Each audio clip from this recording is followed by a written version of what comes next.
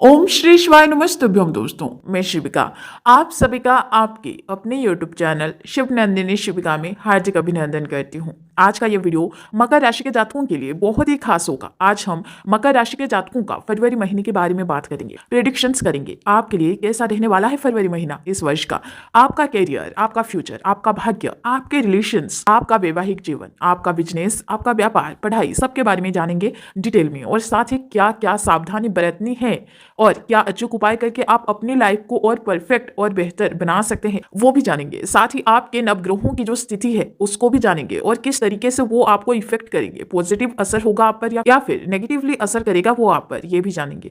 उनकी स्थिति की वजह से क्या आपको किसी प्रकार का कोई नुकसान होगा या नहीं, असर तो होगा ऑब्वियसली, पर जानेंगे आज हम कि किस तरीके से वो आपको इफेक्ट करेंगे, पॉजिटिवली या नेगेटिवली, और ऐसे में आपको क्या सावधानियां बरतनी है उसके बारे में भी बात करेंगे। लेकिन ध्यान दीजिएगा दोस्तों, ये प्रेडिक्शंस आपकी जन्म की राशि चंद्र राशि पर आधारित होगा। दोस्तों, जैसे ही फरवरी महीना शुरू होगा तो आप लोगों के लिए आपके नवग्रहों की स्थिति कुछ इस प्रकार से होगी जैसे कि आप यहां पर देख पा रहे हैं। आपके राशि पर विराजमान रहेंगे आपके सूर्य देव, यानी कि आपके फर्स्ट हाउस होगा आपके सूर्य देव का, पर 13 फरवरी तक ही। वहीं आपके सेकंड हाउस में विराजमान है आपके शनि देव, और शनि के साथ में कौन विराजमान है देखिए, शुक्र। फोर्थ हाउस में है आपके राहु, वहीं आपके 12वें घर में विराजमान है बुध ग्रह, थर्ड हाउस में विराजमान है आपके देव गुरु बृहस्पति, और फिफ्थ हाउस में विराजमान है आपके मंगल। एंड नाउ आई होप कि आपको आपकी कुंडली अच्छे से समझ में आ गई होगी। अब चलिए बात करते हैं इन स्थितियों में आपके नवग्रह आपको किस तरीके से प्रभावित करेंगे, क्या क्या सिचुएशन लेकर आएंगे आपके लिए, आपको क्या फल देंगे। ध्यान से सुनिएगा दोस्तों, जल्दबाजी में नहीं सुननी है, हर चीज को आपको समझनी है। दोस्तों, आपको तो पता ही होगा कि आपके राशि के मालिक जो हैं वो हैं आपके शनिदेव, यानी न्याय के देव, जो कि विराजमान है आपके सेकंड हाउस में। और 17 जनवरी के बाद आपका साढ़े साथी का तीसरा और अंतिम चरण शुरू हो चुका है, जो कि 2.5 वर्षों के बाद ही अब खत्म होगा। तो ऐसे में दोस्तों ध्यान दीजिएगा कि शनि आपके सेकंड और फर्स्ट में है आपके सूर्यदेव।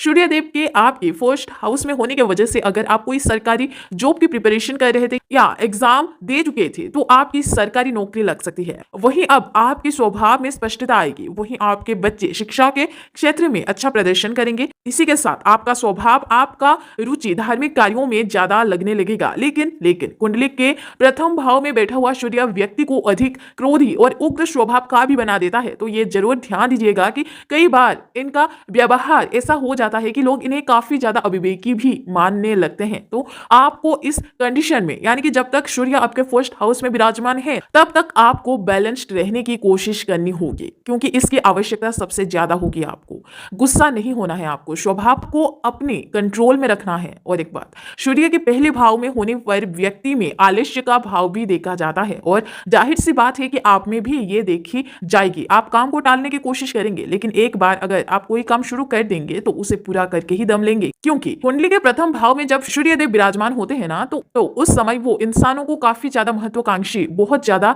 महत्वाकांक्षी बना देते हैं। तो कोशिश करिएगा कि कोई भी काम हो उसे टालिएगा मत, बस उसे शुरू किसी भी प्रकार से आपको बस शुरू कर देनी है। उसके बाद देखिएगा आपकी वो काम किस तरीके से, कितनी जल्दी के साथ, कितनी शीघ्रता के साथ वो समाप्त होती है। और एक बात अवश्य ध्यान रखिएगा कि महत्वाकांक्षा और प्रभाव दिखाने के व्यक्तित्व तो वो सूर्य आपको आपके कुंडली के फर्स्ट हाउस में विराजमान होने की वजह से वो आपको प्रदान करेंगे, लेकिन इसके चलते आपके अंदर अहंकार का भाव भी आएगा, और ये सूर्य के वजह से होगा। तो कोशिश अवश्य करिएगा कि बैलेंस्ड आप हर समय रह सके। लेकिन एक चीज का आपको विशेष तौर पर ध्यान रखना है, अपनी आंखों का और अपने बालों का, क्योंकि जब सूर्य फर्स्ट हाउस में आते हैं तो आंखों से रिलेटेड प्रॉब्लम्स भी आपके जीवन में आने लगती है, और थोड़ा बहुत बाल भी झड़ने लगता है। तो इन दोनों चीजों की, अपनी आंख की और अपने बालों की ध्यान आपको अवश्य ही रखना है, लेकिन ये सिर्फ और सिर्फ 13 फरवरी तक ही होगा।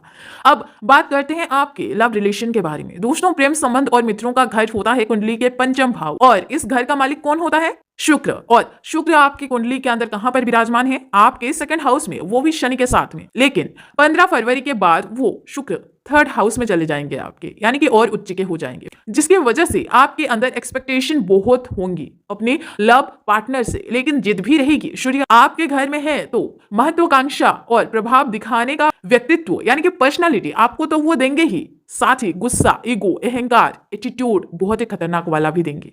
अगर ये सारी चीजों को आप अच्छे से संभाल लेते हैं, अच्छे से हैंडल कर लेते हैं, तो ये चीजें आपको काफी आगे तक लेके जाएगा, चाहे वो रिलेशन के केस में हो, पढ़ाई के केस में हो, या फिर किसी भी अन्य फील्ड के केस में हो।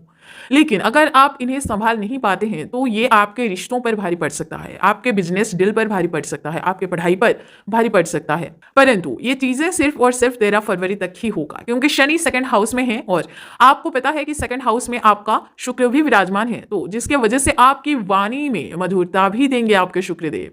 आप लोगों को बहुत ही आसानी से अट्रैक्ट भी कर सकते हैं, यानी कि शुक्र आपको आपके वाणी में आपकी कम्युनिकेशन स्किल को डेवलप करेंगे, बेहतर करेंगे, जिसके वजह से क्या होगा कि आप जिनके सामने भी अपनी बात को रखेंगे वो इंसान ना ही उसे अच्छे से समझेंगे, बल्कि अगर आप किसी चीज के बारे में सामने वाले को एग्री कराना भी चाहते हैं तो सामने वाला एग्री भी हो जाएगा। वहीं सूर्य, ध्यान में रखिएगा, सूर्य आपके फर्स्ट हाउस में है, तो गुस्सैल प्रवृत्ति, ईगो, ये सब भी आपको आपके अंदर मिलेगी।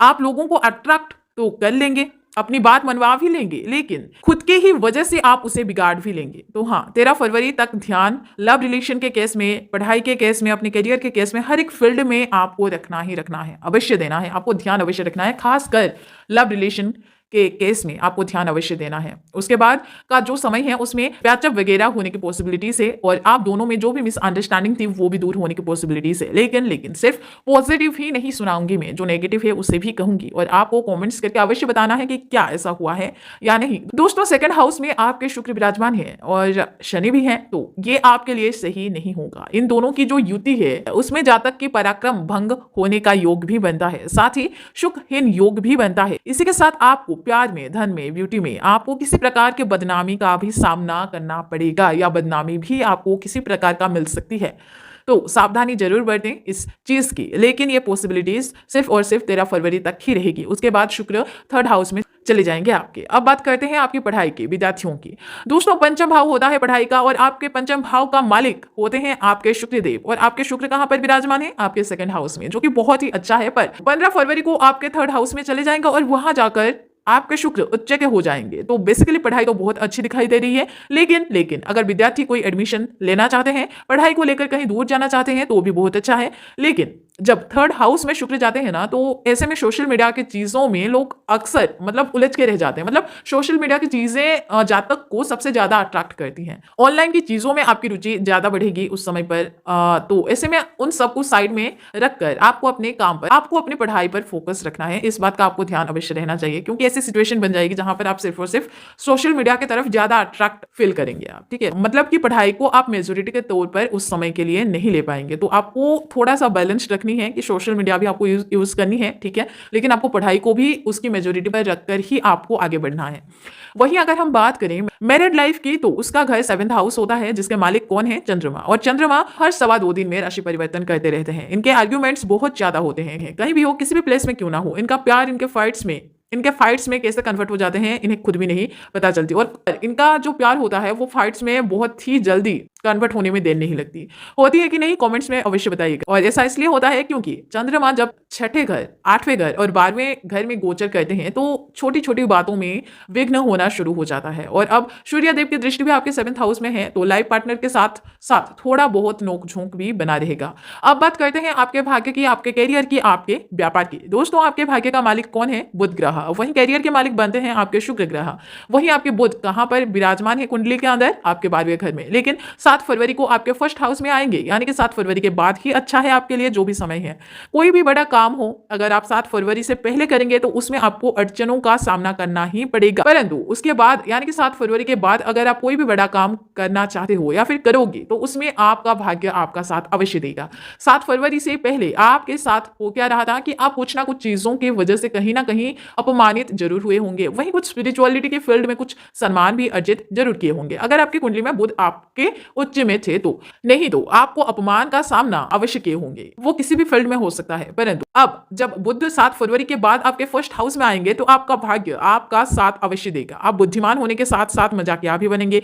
साथ ही जिस भी फील्ड में आप हैं उसमें आप और ज्यादा तलाशने की, यानी कि डीप स्टडी, रिसर्च करने की, खोज करने की कोशिश में लग जाएंगे। उसमें आपका इंटरेस्ट बढ़ेगा। लेकिन ध्यान से, बुध का पहले घर पे होना दुबला पतला शरीर भी जातक को देता है, तो सेहत पर आपको ध्यान अवश्य रखना है। साथ ही सोच समझ कर किसी भी मामले में आपको डिसीजन लेना होगा। पर बेहतर होगा कि आप अपने बड़ों से हर मामले में सलाह जरूर लें और उसके बाद ही आगे बढ़े किसी भी फील्ड में, क्योंकि पहले घर में बुध अनिर्णायक मन भी देता है जातक को। यानी आपका जो मन है वो निर्णय लेने में सक्षम नहीं हो पाता है। तो इस पर आपको बहुत ही ज्यादा केयरफुल रहने की जरूरत है, चाहे वो डिसीजन आपके किसी रिश्ते के लिए हो, या फिर अपनी पढ़ाई को लेकर, या फिर अपने किसी करियर को लेकर, या फिर इन्वेस्टमेंट को लेकर। ठीक है, तो कोई भी डिसीजन हो वो आप अपने किसी बड़ों से सलाह लेने के बाद ही उसमें आप आगे बढ़ें तो आपके लिए बेहतर होगा, क्योंकि बुध आपके फर्स्ट हाउस में विराजमान होंगे तो ऐसे में अनिर्णायक मन देंगे जिसमें कि आपका मन निर्णय लेने में सक्षम नहीं हो पाएगा।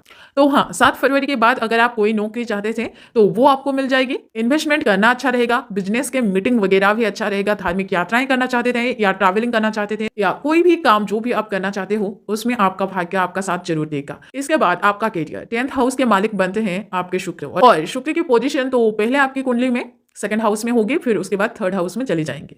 सेकंड हाउस में शुक्र है तो जो भी आप करना चाहते थे उसमें आप अपनी जान लगा देंगे। बड़े ही पैशनेट के साथ आप हर एक काम को करेंगे, पॉजिटिविटी के साथ, पॉजिटिविटी को अपने अंदर रखकर अपने सेल्फ कॉन्फिडेंस के साथ आप काम करेंगे, क्योंकि सूर्य फर्स्ट हाउस में है। लेकिन एक गलती होगी आपसे, वो है कि आपका पेशेंस का जो लेवल है वो शायद वो आप काफी लो कर लेंगे। फरवरी महीने में कुछ ऐसे सिचुएशन बन जाएंगे आपके लिए जहां पे आप अपना पेशेंस ही खो देंगे, आपके पेशेंस में कमी होना शुरू हो जाएगी। तो इसमें आपको सावधानी अवश्य बरतनी है, आपको पेशेंस के साथ ही कामों को करना होगा। अगर आपको कोई बोलेगा कि थोड़ा टाइम लगेगा, आप थोड़ा वेट कर लीजिएगा, तो ऐसे में आप अपने पर आ जाओगे और आप बोलोगे कि मैं क्यों वेट करूं भाई, मेरे पास तो हजारों काम पड़े हैं, 100 काम पड़े हैं, और तुम बोल रहे हो कि मैं यहां पर वेट करूं। ये ईगो, ये एटीट्यूड आपको सूर्य के फर्स्ट हाउस में होने की वजह से मिलेगा, जिसमें अगर आप थोड़ा सा अपने एटीट्यूड को, अपने अहंकार को, अपने व्यक्तित्व को अगर आप कंट्रोल में ले आए तो आप हर एक सिचुएशन में बाजी मार सकते हैं, क्योंकि बिना धैर्य के कोई भी काम किसी का भी पूरा नहीं होता है। तो आपको अपने अंदर की पेशेंस लेवल को हमेशा बढ़ाकर रखनी है। तो बेटर है कि थोड़ा बैलेंस्ड रहने की कोशिश अवश्य करिएगा आप, नहीं तो आर्गुमेंट आपका पीछा नहीं छोड़ेगा, याद रखिएगा मेरी ये बात। लेकिन अगर आपको कोई कुछ नहीं बोलता है तो आप बहुत ही अच्छे से उस काम को पूरा करेंगे और टाइम के अंदर ही करेंगे। वैसे तो सूर्य के फर्स्ट हाउस में होने की वजह से टालने की आदत आप में रहेगी, लेकिन अगर किसी भी काम को आप किसी भी सिचुएशन की वजह से अगर आप शुरू कर भी देते हो तो वो काम आपका खत्म हो ही जाएगा। काम अच्छा भी होगा, तरक्की भी मिलेगी, वही नौकरी मिलने की पॉसिबिलिटीज भी अच्छी है जिनके पास नौकरी नहीं है। वही बात आपके बिजनेस की, तो दोस्तों व्यापार तो आपका बढ़िया रहेगा, व्यापार में कोई चिंता नहीं है। लेकिन एक बात है कि ये जो चंद्रमा 7th हाउस के मालिक है ना, तो ये थोड़ी बहुत कंफ्यूजन क्रिएट करेगा आपको ना थोड़ा सा नेगेटिविटी का सामना करना पड़ेगा, और आप शायद कर भी रहे हैं कि पता नहीं व्यापार चलेगा कि नहीं चलेगा, कहीं लॉस हो गया तो क्या करूंगा, कुछ और कर लूं क्या, कुछ और ट्राई कर लूं, ये सब कुछ नेगेटिविटी रहेगी थोड़ा अभी भी। पर कोशिश करें कि बैलेंस रहने की और पॉजिटिव सोचने की और रहने की। अगर आप कोई उपाय करना चाहते हैं थोड़ा और बेटर बनाने के लिए अपनी लाइफ को, तो आप सूर्यदेव को जल अवश्य चढ़ाएं, या शनि बीज मंत्र का 108 बार सूर्यास्त के बाद अवश्य जप करें, क्योंकि 7:30 चल रही है ना, जिसका आखिरी चरण चल रहा है, तो थोड़ा ध्यान से। तो हाँ, थोड़ा सा आपको केयरफुल रहकर ही हर एक सिचुएशन में, हर एक स्टेप पर आपको आगे बढ़ना है। सो दोस्तों, कैसी लगी वीडियो कमेंट्स में अवश्य बताइएगा, और साथ ही कमेंट्स में ओम नमः शिवाय अवश्य लिखिएगा। धन्यवाद।